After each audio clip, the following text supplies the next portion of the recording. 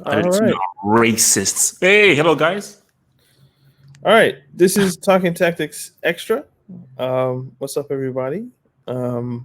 This is a video suggestion that we got from, I believe, AJ Cool 16, but I need to go to Twitter. Actually, I think we should rename this from Talking Tactics Extras to Talking Tactics Racial Awareness. That's my bid towards this thing. I don't know whether you agree, but I think we should call TRA. TRA. What is TRA? Talking Talking Tactics Racial Awareness. Why? Because basically everything we do is based on which is good. I like it, but I just think it's more apropos. Hey, man, people tell us what to watch. So it's good, man. It's good. Well, you know what? We're doing the Lord's work. It's in big letters what we're gonna watch. So yeah, this is from AJ Cool 16.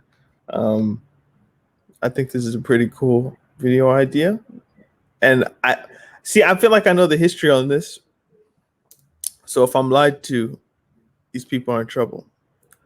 But let's watch it and find out. So what channel is this? This is HITC 7s.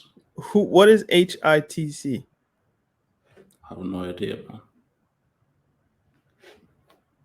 Right. HITC 7s. Oh my God! From Yugoslavia, way back in the 1930s, HITC takes a look. Okay, no. What? No, who are you? They're from Yugoslavia. That's just one of the videos that they did. Oh, it's like that doesn't exist anymore. Okay, look, who cares? Let's just see what this guy say. So, are we ready? Yep. All right. During the 2018 World Cup, someone messaged me and asked if I knew why the Argentina team had no black players. It was an interesting question, and a fact that it never even occurred to me. The question piqued my. This guy's voice is very bad, but wait, what did you say? His voice was very bad. Like it annoys me. But go ahead. Let's suffer 13 minutes. Jesus Christ. Okay. For me to do some research into the matter, as Argentina laboured to a 1-1 draw against Iceland in their opening game in Moscow.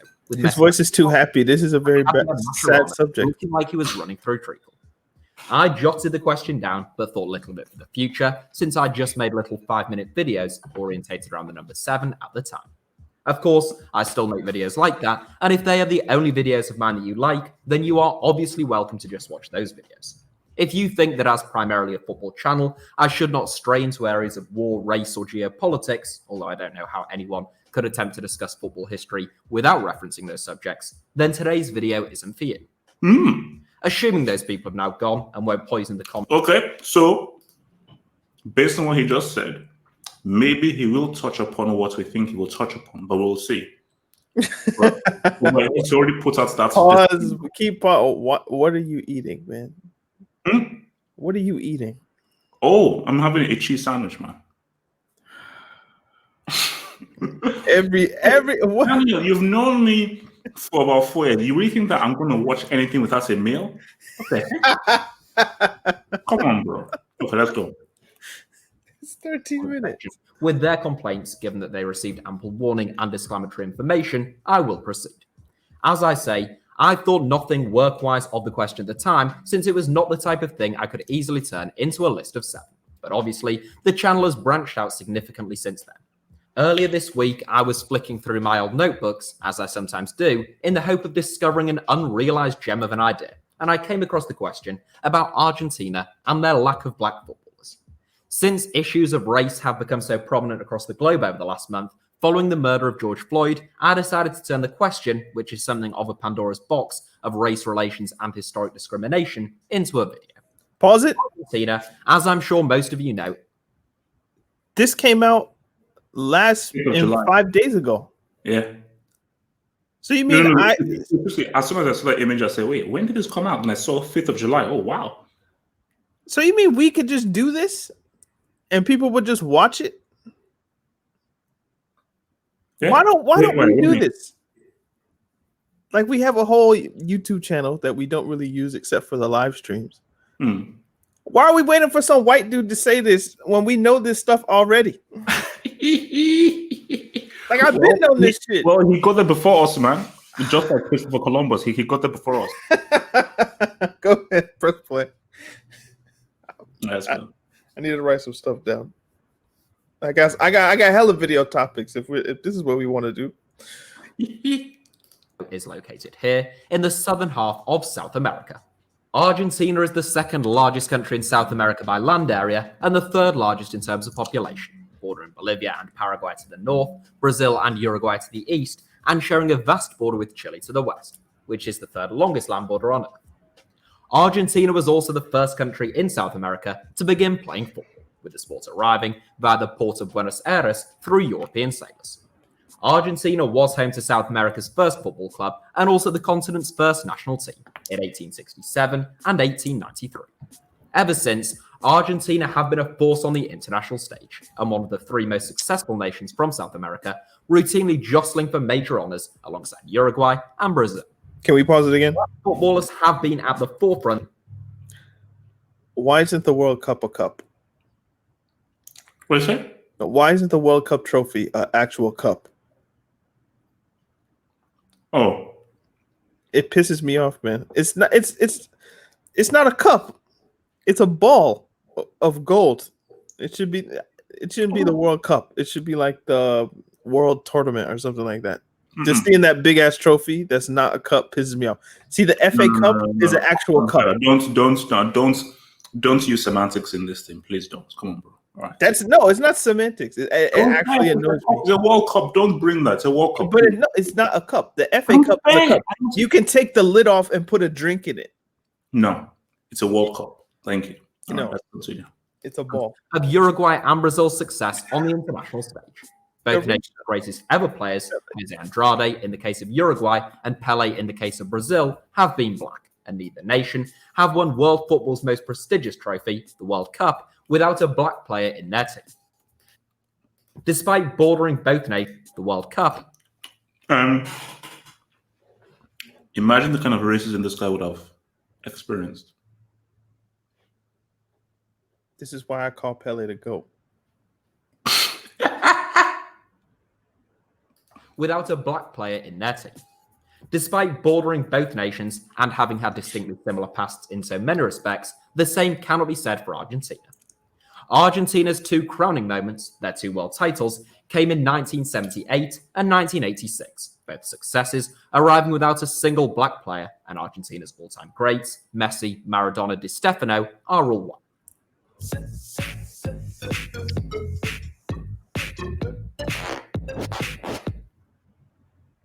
These are average download speeds based on independent Ofcom data.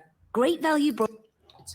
Seriously. Clearly, there is a major discrepancy between Argentina and their fellow South American footballing powerhouses. And over the course of more than 100 years, it is not one that can be put down to chance or mere coincidence.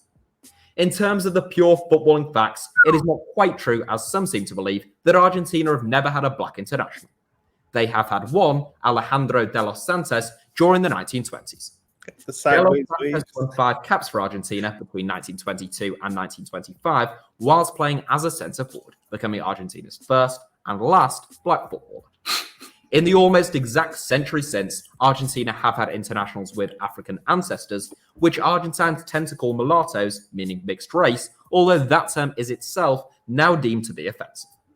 The most famous of Argentina's mixed race players may have been the goalkeeper Hector Bailey, who won the World Cup with Argentina as a backup to Ubaldo Filo in 1978, although he only ever won 13 caps for Argentina himself. Brazil, meanwhile, both currently and historically, have had an abundance of brilliant black players, from Lugia, Garrincha and Pele in their first World Cup winning squads to the likes of Marcelo and Willian now. One key reason for the different ethnic groups represented in different national teams is, of course, the different demographics of those countries as a whole. You don't get many black players playing for Estonia, and nor do you tend to get too many white players representing Rwanda. In fact, this almost entirely explains the big difference between the number of black footballers that represent Argentina and Brazil. Only 149,493 people in Argentina identify themselves as being Afro-Argentine, which is just 0.37% of the nation's overall population. Pause it. 15 million Brazilians, equivalent to Damn. That aside, there's probably way more people who are actually black that just don't accept it, that just say I'm mixed or white. So I don't believe those numbers. I think there's more black people in Argentina than they say. No, for sure. Because people know, people, you know, you got a black grandma and a black granddad somewhere stashed, but you just don't want to say it because you technically look white. So nah, I'm not black. I'm not black. But then I have a theory, but we'll get to that when after this thing is done. Mm-hmm. About why he may be right, but we'll get there. We'll get there. 7.6% of the population identify themselves as being black, and over 50% of Brazilians now identify as being black or mixed race. You may be thinking, well, that's that cleared up then. That was a short video with an easy explanation. But I'm afraid we can't just leave it at that. Whilst the overall demographics do explain the discrepancies in the makeup of Argentina's national football team, it does not explain the reason for such vastly different demographics in the first place. Whilst Argentina, like all nations, does have some unique and distinguishing features, its history is largely typical of a European colony in the Americas. Europeans arrived, they looked to enslave the indigenous population but ended up wiping them out through epidemics and infectious diseases, and instead had to import slaves from sub-Saharan Africa. The first slaves arrived in Argentina via the Rio de la Plata in 1587, and once the virus began allowing English slave trade. See, this is why we probably need to do this instead of this guy. But he got there first, man. No. Kind of hates on him. These people on this boat are not slaves, even though that's what they were. They're people. So, like when he was like, "Yo, they had to import slaves," they brought enslaved Africans. Can we put it that way? Just hearing slaves annoys the shit out of me because it dehumanizes people even further. They're people. Let's that were then turned into slaves. But no, they're people. They're always people. It's not like the word slave is very dehumanizing to me because it is very for me. See, it's very important. You see that they were turned into slaves because that's a fact. Because if you say, "Oh no, they were always people," no, they were turned into, used into, and they thought of themselves as slaves. They were free. No. Those people, maybe they're children, but those people on that boat knew who the fuck they were. They knew their name. They knew their language. Whether or not they were allowed to say it is one thing. But those people on that boat that you're looking at, they knew their names. They knew no. It still doesn't make it say that. So they know, just like I'm a slave. No, like you're an enslaved African. Put it that way. Oh no. But still, you understand? It's still. It doesn't know. I don't know how long it took. But through a process, psychologically, mentally, physically, unfortunately, they became slaves. Now, they fought against it, but eventually, based on the environment you were in, psychologically, mentally, physically, you were turned into the idea of what we call a slave. So that's just the sad reality of it, you know. So, and it is important that you know that, so you can then comment on it of the tragedy that happened. So, but look, let's look. It is to import slaves via the Argentine capital. Argentina's slave trade boomed. I think it's worth emphasizing the sheer number of slaves that arrived in South America during the years of the Atlantic slave trade. Over 90% of all slaves who were kidnapped and shipped to the Americas ended up in either South America or the Caribbean. Just 6% ended up in North America, and Argentina was among the chief importers. The majority of Afro-Argentine slaves originated from Angola and the Congo, and for almost 100 years, slaves accounted for 70% of the total value of all imports that arrived at the port of Buenos Aires. Okay. Their average download speeds based on independent Ofcom data. Great value. There are no... Okay, pause it. Okay. You know what? Let it play. We'll come back. I know I won't forget. That were brought to Argentina, or the percentage of the population that they made up. But there is accurate regional statistics. In some provinces, particularly agricultural ones, the slave population was as high as 64%. And even in Buenos Aires, at least 40% of the capital city's population were slaves in 1810. it seems reasonable to assume that at one time, Argentina's slave population was around a third of the nation's overall demographic, thus making Argentina 1/3 black. A nation doesn't just go from being 30 or 40% black to less than 0.5% black, even over a period of 200 years, by accident. What's more, it is a demographic change that didn't really occur gradually over 200 years, but rather one which happened very rapidly within the space of 15 to 20 years. According to a number of first-hand accounts, African slaves were treated much better in Argentina than they were in other European colonies like Guyana and in the Caribbean, but the same could not be said for their treatment following the abolition of slavery. Slavery was abolished in Argentina in 1853, but even more so than in other parts of the world, the lives of many Africans and Afro-Argentines in Argentina actually became even worse following abolition. Discrimination was rife, and two significant events, either deliberately or inadvertently, depending upon which version of history you choose to believe, wiped out an enormous chunk of Argentina's black and African population. Both largely coincided with the presidency of Domingo Faustino Sarmiento between 1868. There's always a white dude who looks like this who's responsible for all this shit, but let's just continue. In 1874, but the degree to which Sarmiento orchestrated the deaths is a topic of great debate. Tell me why he looks like To believe wiped out an enormous chunk of Argentina's black and African population. Both largely coincided with the presidency of Domingo Faustino Sarmiento between 1868 and 1874, but the degree to which Sarmiento orchestrated the deaths is a topic of great debate. Between 1864 and 1870, a triple alliance made up of Argentina, Uruguay, and Brazil waged a war on Paraguay that would become the bloodiest interstate conflict in the history of Latin America, although the exact number of casualties is unknown. The majority of Argentine and Brazilian troops were previously enslaved Afro-Brazilians and Afro-Argentines who also dominated the front lines, which was virtually a death sentence in such a bloody conflict. Enormous numbers of Afro-Argentines died during the war, with some having suggested that Argentina's black population were deliberately recruited and put in the most high-risk situations in the first stage of a covert genocide upon the population. The high number of male military deaths had further consequences on the next generation of Afro-Argentines, with black women in Argentina either having children with white Argentines or not having children at all.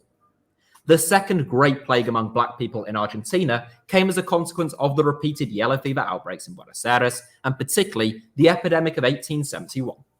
At the height of the 1871 epidemic, Buenos Aires went from recording an average of fewer than 20 daily deaths to seeing more than 500 deaths in a single day. In total, the epidemic killed 8% of the city's population, meanwhile a third of all residents moved in order to escape the scourge. As is always the case, those most severely affected and consequently killed during the epidemic were those without the financial means to escape the disease's epicenters, and those who were unable to afford health and medical care. Naturally, in Argentina, the poorest segment of the population were those who had only recently been released from their shackles. I've been on Noom for 4 months. I've lost 27 pounds, and I feel like Okay, I've been on thank Noom you. Yet again, in this case, President Sarmiento has been accused of creating breeding grounds among black communities for the disease, essentially forcing Afro-Argentines into environments of squalor in overpopulated and heavily polluted areas with inadequate infrastructure and healthcare. In both of these cases, it's difficult to know Sarmiento's individual influence, but there is no doubt that black people were disproportionately killed, and that racism and discrimination was rife in Argentina at the time, just as it was across much of the globe. As such, it's not hard to believe that Sarmiento and other decision makers in Argentina were at best ambivalent about the lives of Afro-Argentines, and at worst, actively seeking to wipe them out. From between 30 to 40% of the population having been black Afro-Argentine slaves in 1810, there were so few black people left in Argentina by 1875 that the government didn't even register African descendants in their national consensus. It is rare for even a very deliberate and well-orchestrated genocide to be so successful, for desperate want of a better word, at wiping out a section of society. Domingos Faustino Sarmiento was certainly a racist, even by contemporary standards it could be claimed, despite his interest in Western liberalism. According to the International Business Times, Sarmiento wrote in his diary in 1848, quote, "In the United States, 4 million are black, and within 20 years, it will be 8. What is to be done with such blacks? Hated by the white race.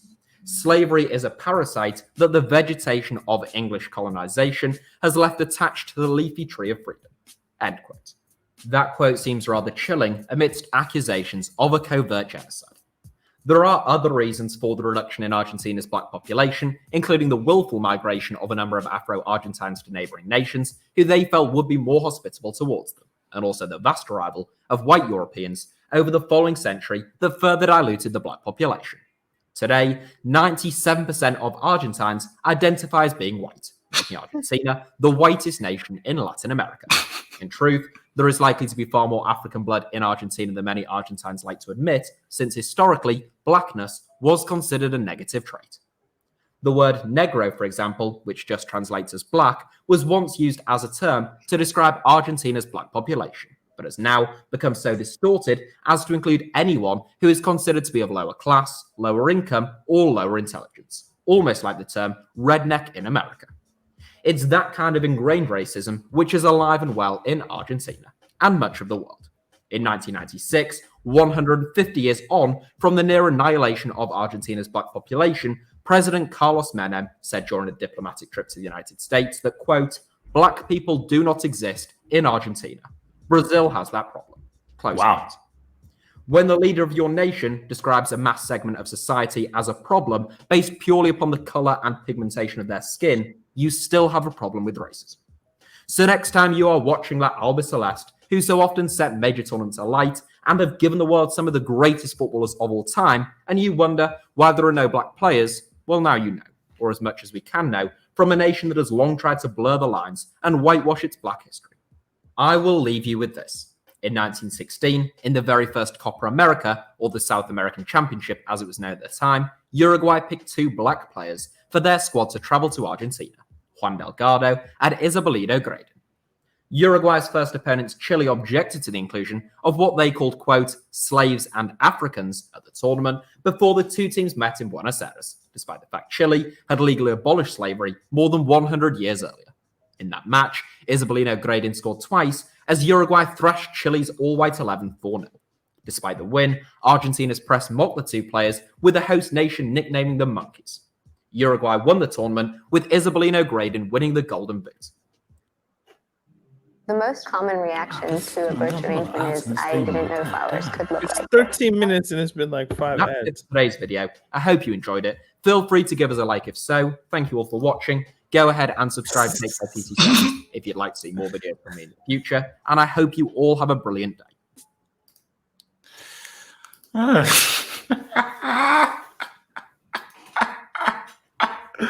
Oh man, this is horrible, man. Oh man. No, okay. Firstly, his voice was too happy.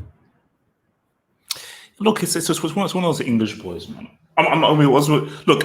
So how is a white guy supposed to sound? Well, you know, but At least sound like it was some fucked up shit. You know what I mean? Like, you see, this is a different conversation with regards to. No, I want you people to feel as empathetic as I am. No, just talk. You know, nah, like, because I care for you to do a drastic thing. When I'm not here for you to care when I know you don't care. Just give me the info to deal with. That's what I want. All I want from you is information. That's it. nah, fuck that. But I don't want information.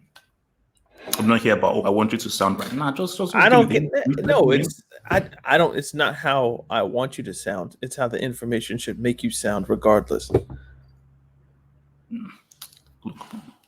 you can't expect people to empathize with stuff that doesn't connect with them, man. So Then don't make the fucking video. what? Then don't make the video. Oh no. That's they can't. You can make something that is an interesting subject, which it is, but you don't emotionally connect with it. Fam, I wouldn't come in here and be like, "Hey, yo, Hitler killed the Jews." Next time, like, Okay, come on. you have to have like a tone, bro. Like, Come on, he didn't sound like that. Come on, he didn't sound like that. come on. Well, I don't like his voice. I put it there at the beginning, so don't hate me. Daniel, the ultra liberal man. Say again. What's that? What do you mean? Wait, Like, what? no, like who? Him or me? You. Because I don't like his voice. It's a pattern I see. It's a pattern I see that you're very kind of like do good, do the right thing, very utopian. I'd say, you know. Because I don't like the dude's voice. or the tone of You his know, voice. there's a pattern. This is not the one thing. There's just a pattern of things you've said and views you've had towards stuff where like, oh, okay, I think that is that guy of like, always the right thing, always the good right thing, which is good. So it's a compliment, man. Okay. So what did you think? Oh, And it's not really a compliment the way you said it, but go ahead.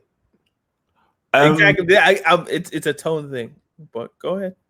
Oh, for me, as I said again, look, when a white person is doing this, all I'm here for is content. I don't. No. Have hope. You're misconstruing my point. I don't give a fuck if he's white or black or Asian or whatever the fuck. Your race doesn't matter. It's the way you present the information. You could be. I don't even want to go into like polka dot because that's some bullshit. But like, it doesn't matter what your race is. I don't give a fuck about that. What I care about is how you present it, and it felt awkward. How? It just, I don't know. I'm just telling you how I felt. Like, it's just a feeling. Okay. Like, it just felt weird. But I don't know. Maybe you're just more used to like the whole English, blah, blah, blah. Like, I'm not used to that kind of tone. Oh, no, because for me, it's like I don't know how else a white English person can sound talking about this. Because, as you said, that was monotone.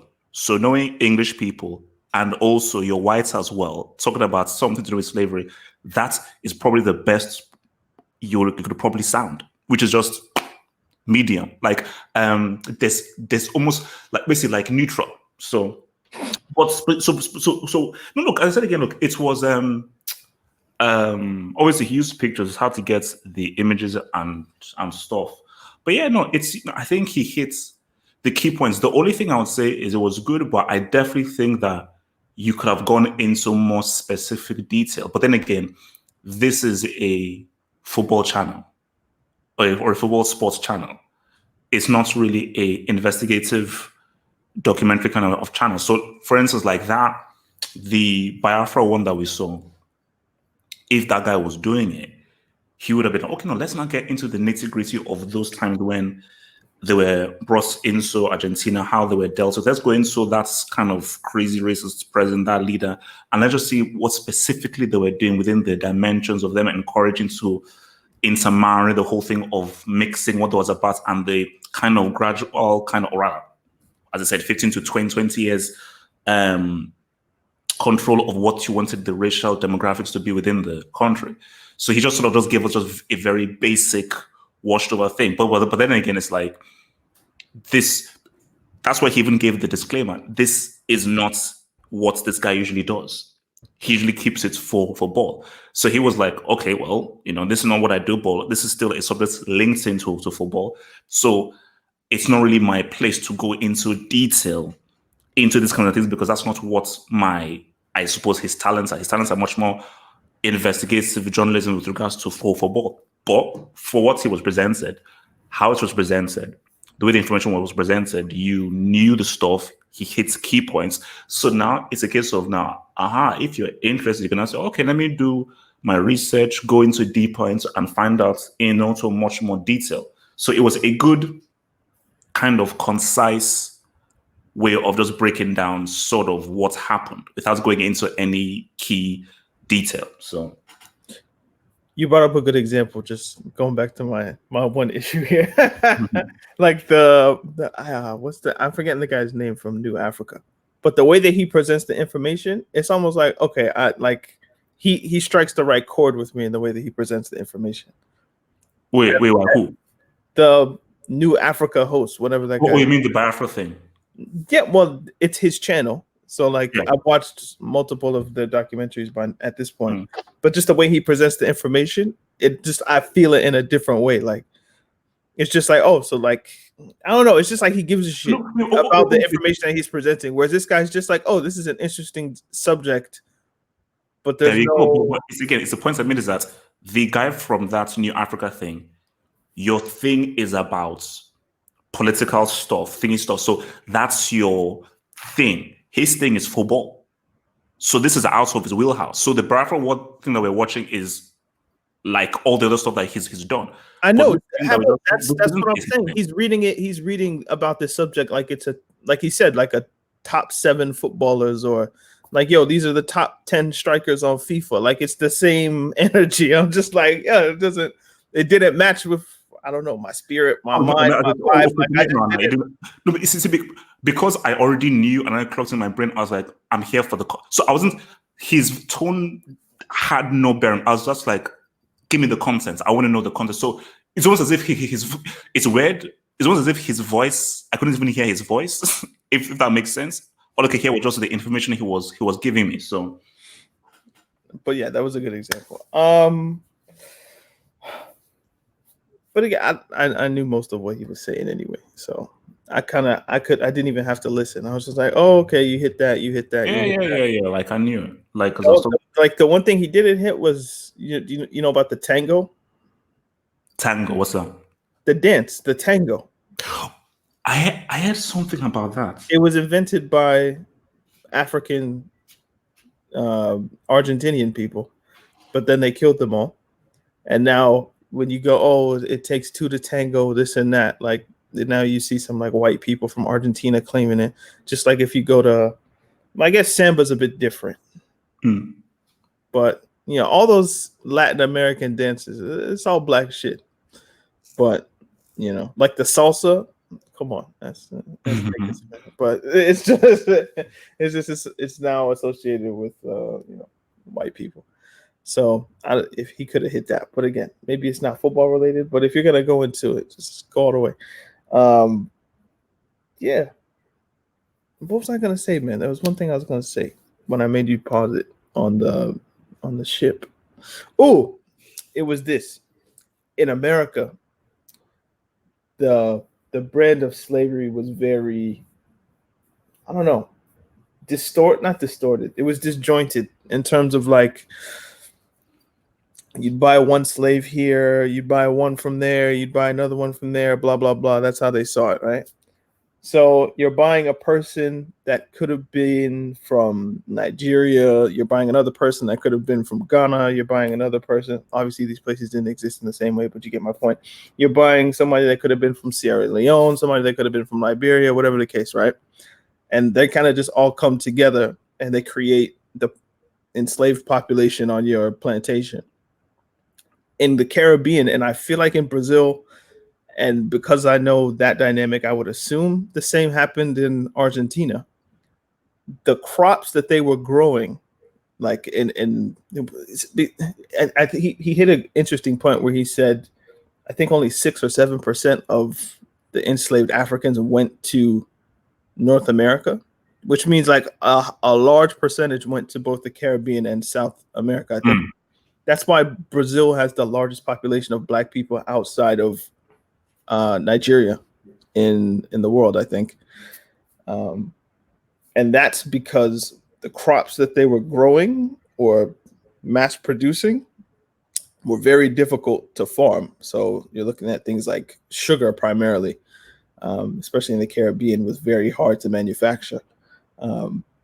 Because of that, the turnover rate of going through people and bodies was very fast. So in the American context, you're growing cotton, which is not that intense of a crop. It's still like, it's hard work, but it's different than sugar in the same way.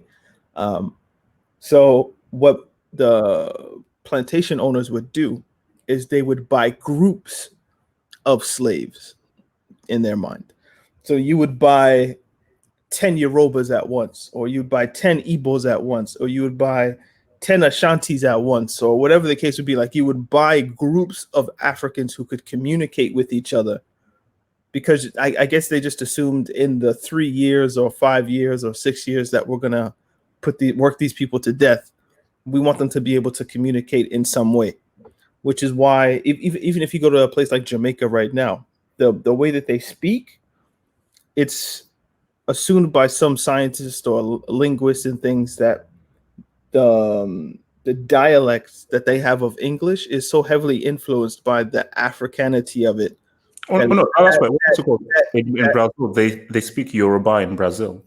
But yeah, but the way Jamaicans speak English is in some ways not even considered English anymore, because they've Africanized it, because they were able to keep a lot, or at least in a relative to the American side, they were able to keep a lot of the kind of culture and intonations of their voice, especially because once you get freedom, like there's no KKK on the island, there's no like white people in charge basically, so you're kind of left to your own devices. Obviously, I know there's like Asians and a few white people were left on the island, but you'd be insane to try to start going around killing like 99% of the black people on the island. That'd be crazy. In America, the dynamic is different, so the KKK and groups like that were able to kind of thrive and have reigns of terror in that sense. So I just found it, I think it's interesting basically to point out that when you say, or when you said, these people were made slaves and after a few generations, they saw themselves as slaves and things like that. I think in that context, in the Caribbean context and in the South American context, not as much, because I feel like a lot of their culture would have been able to be held on to. Maybe not in the same way. You might have to cloud it or hide it the same way that what's the martial art in Brazil? It's like capoeira. It's like some sort of kung fu.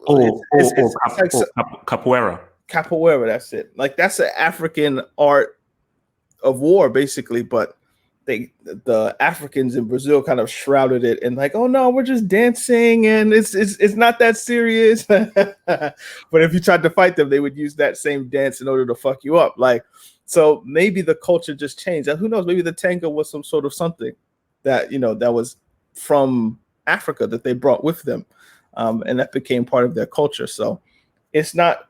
I push back at the idea that niggas is just slaves now. Like I don't agree with that.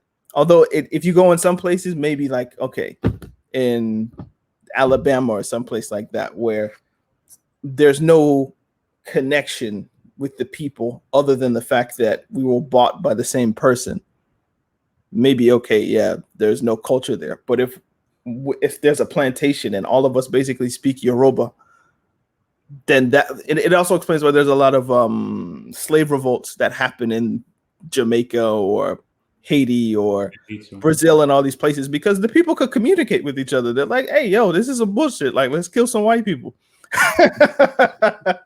Let's get free, So that's why there was more slave revolts, I think, back then.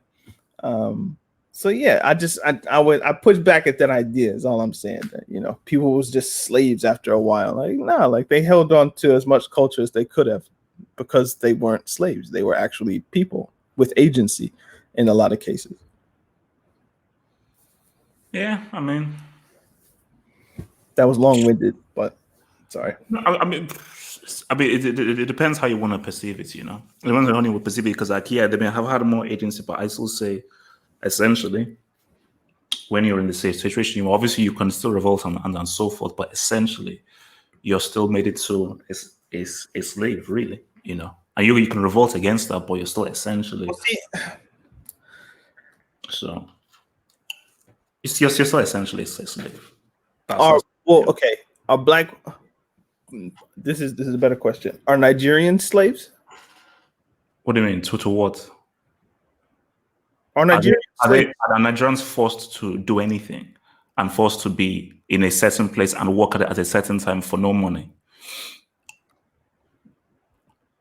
See, you say it depends on how you look at it. So you could make an argument that Nigerians right now, this is a wild statement, but just bear with me.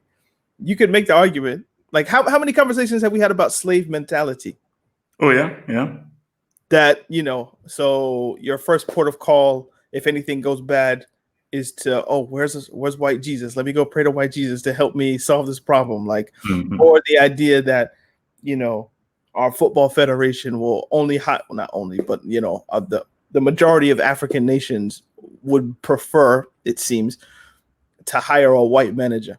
Or if I don't know, like it's almost like we discussed this, slave mentality, yeah. So for me, slavery is obviously it was a physical thing, but the what's the No, wait. Just put very simply, as you said, the people who revolted, you can't then call them slaves because they revolted. They went and say, look, man, I'd rather die. It's almost the statement of, I'd rather die free than live as a slave.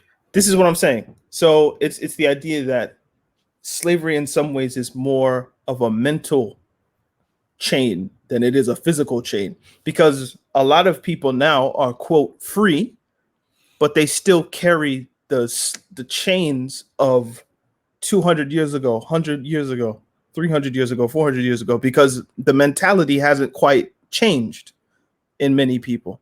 But if you don't consider yourself to be a slave, I mean, maybe like, okay, a master in air quotes tells you to do what you to do and you do it, that could be a form of slavery, right? But once you're free, if you don't have those kind of mental shackles anymore, I'm not still going to call you, yeah, you're a slave just because a white person owned you. Like, no, you're still a person. Am I making sense?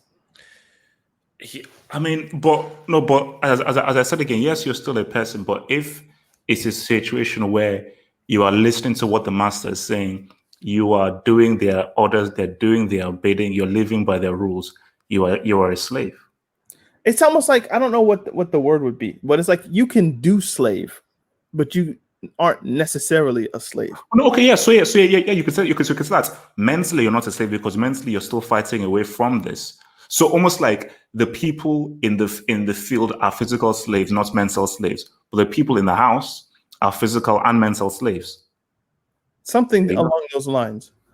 But Yeah. it's just, I don't like just, oh, they were slaves.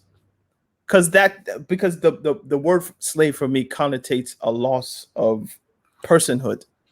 And in a sense, I understand kind of your point and everybody else's point.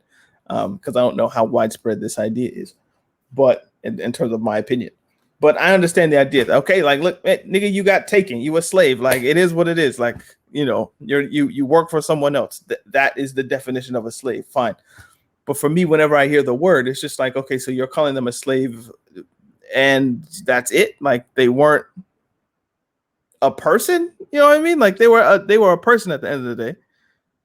And especially when you like put the picture of the people on the boat, like if you want to talk about their grandkids or the fucking us, like, fine, okay, yeah, sure. But the people on the boat were like, those people actually had culture and they knew who they were. And I don't think you can know who you are and be a slave at the same time. Like, you're just you're an enslaved African. You haven't been, I don't know, co-opted yet. Well, It's more it's more of a psychological point than it is like an actual point. And maybe, like you say, it's more semantic, but I do feel I should point that out because it just pisses me off, you know.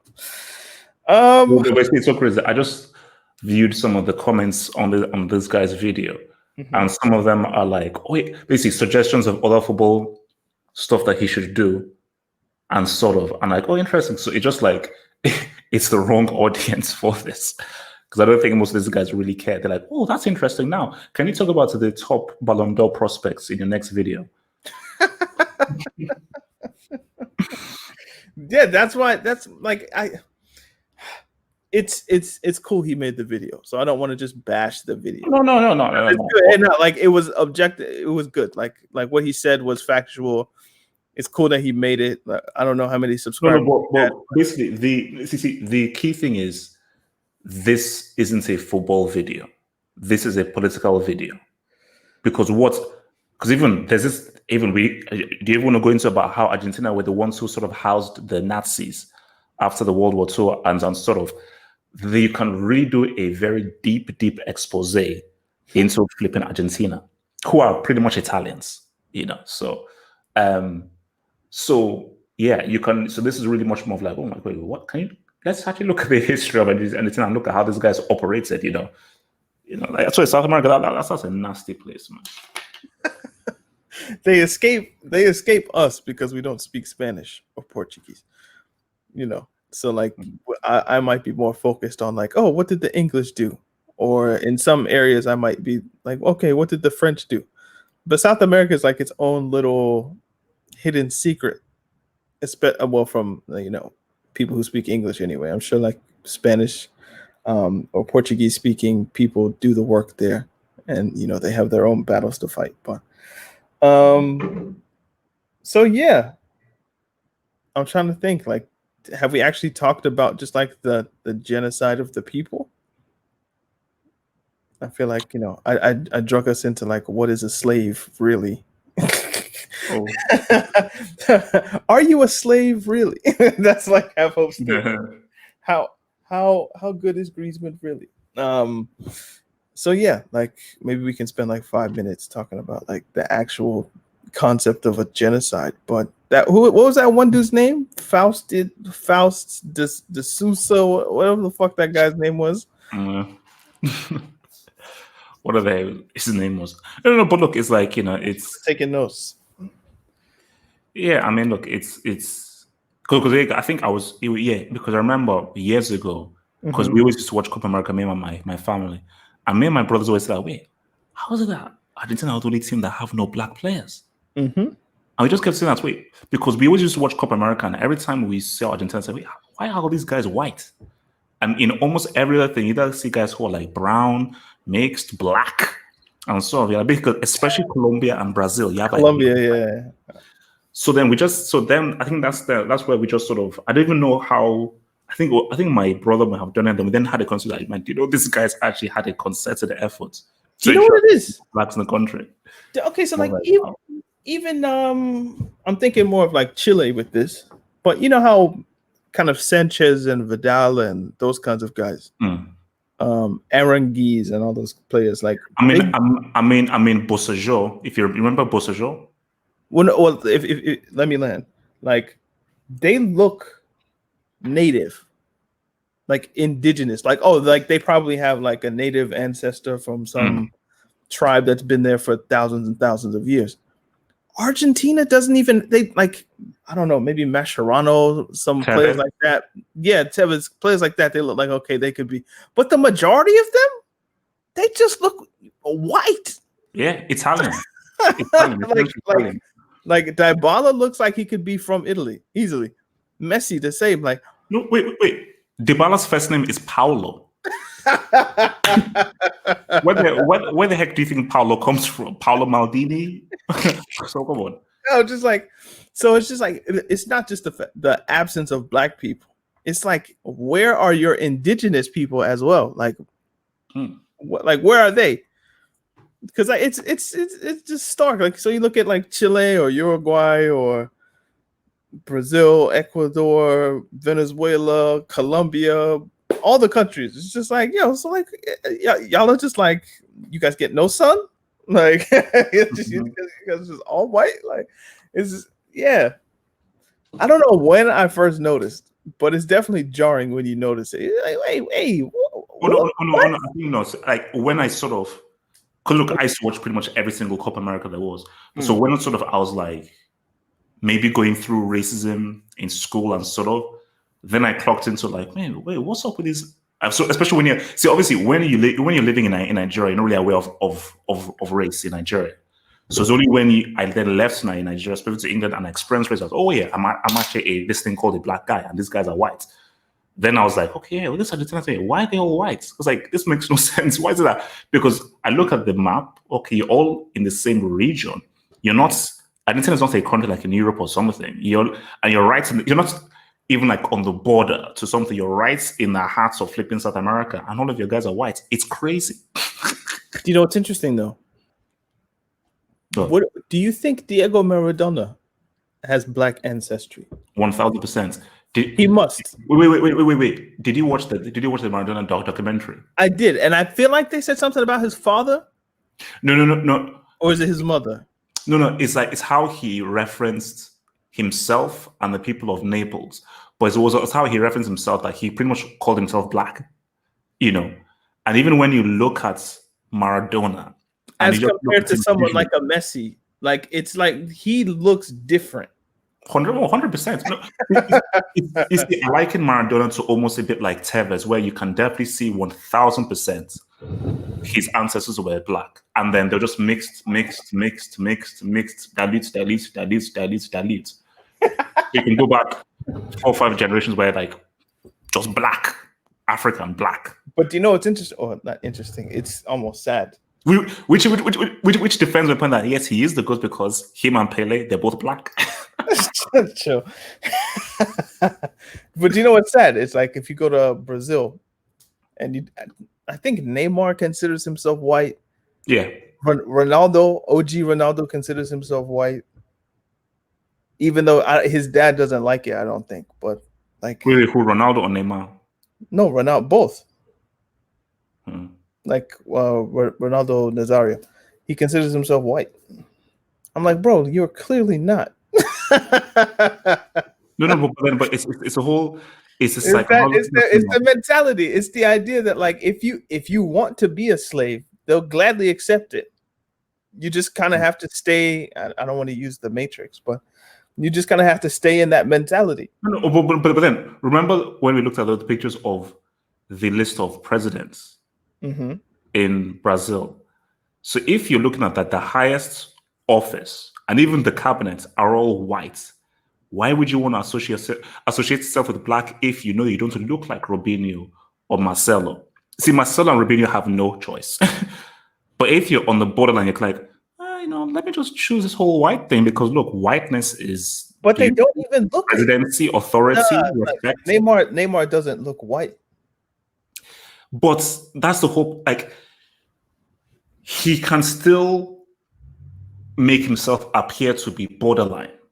And somehow convince himself to be white. Marcelo and Robinho can't even fall into that category. They're like, look, man, I'm obviously if you're, Willian or Ramirez or like, it is what it is. Like you can't hide that unless you want to become like a Sammy Sosa type person and start bleaching, but then you'll just look crazy anyway. But see, Brazil's just it's a weird place. It's like it's more weird than Argentina in some ways because there's like so many names for like the blacks there, but then these Germans rule the country. These German people are pretty much the richest, the most affluent, the leaders, the ones with the most power in a country that are pretty more predominantly either mixed or black. So, white people, man, these dudes, man, you have to hand it to them that they can be low in numbers, but somehow through the power of cunning, trickery, and mental gymnastics, Let me see if I can find like there's like what's the word? Morena? There's like a bunch of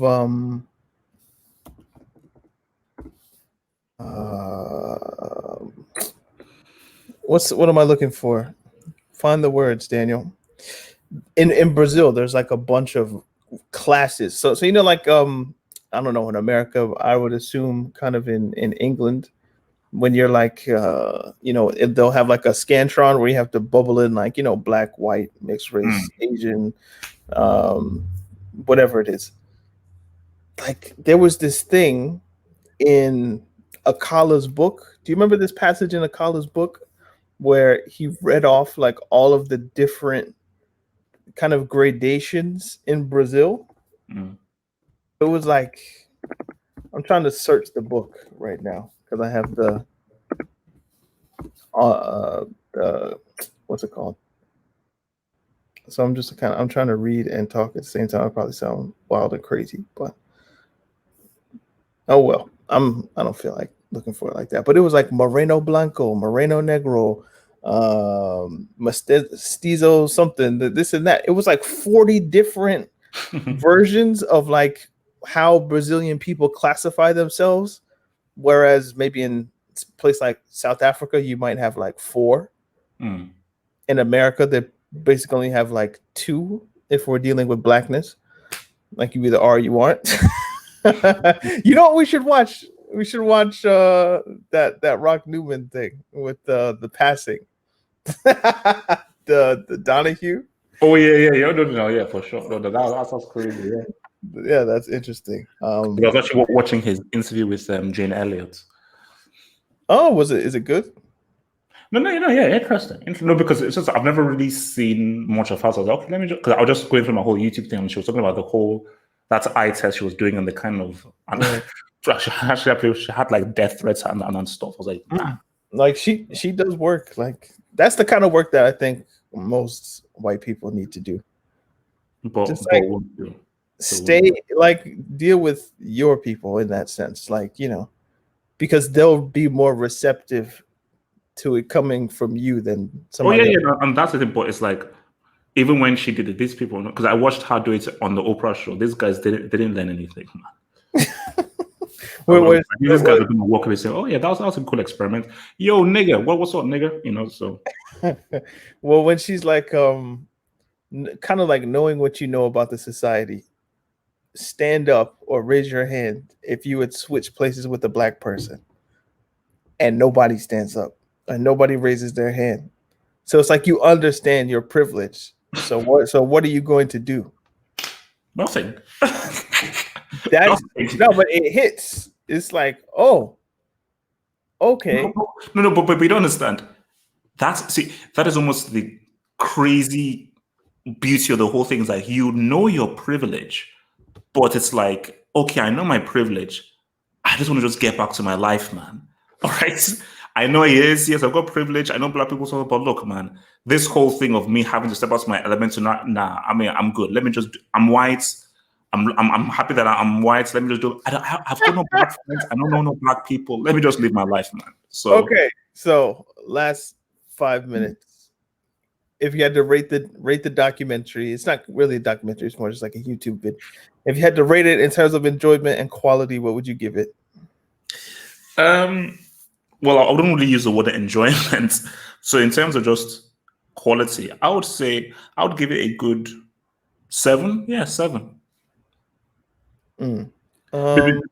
What I liked about it, almost 7.5. What I liked about it is he obviously saw all this, but how he condensed the information for what it was. Because it's like I'm giving it based on what I know the channel is and the audience he's serving to. No, this isn't a historian.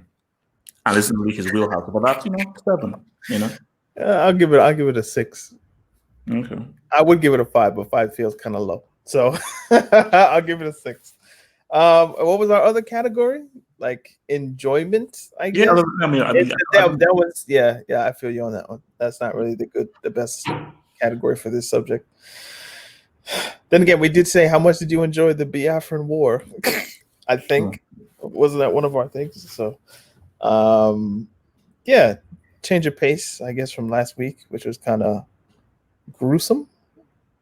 Yeah, this is gruesome in its own way, but can someone just recommend we watch like a Cat Williams stand-up? How about that? Now that's a change of pace. Cat Williams stand-up. How about that? Yes. Why people?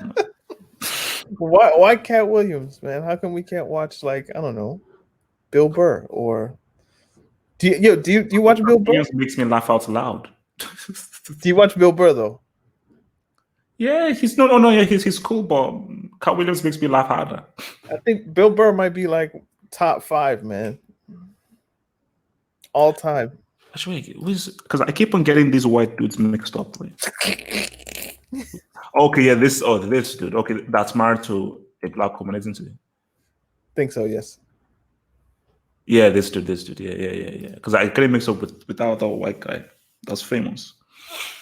Yeah, because I think there's this other. I think he's died. I think who people say, oh, this guy one of the greats. I can't remember his name.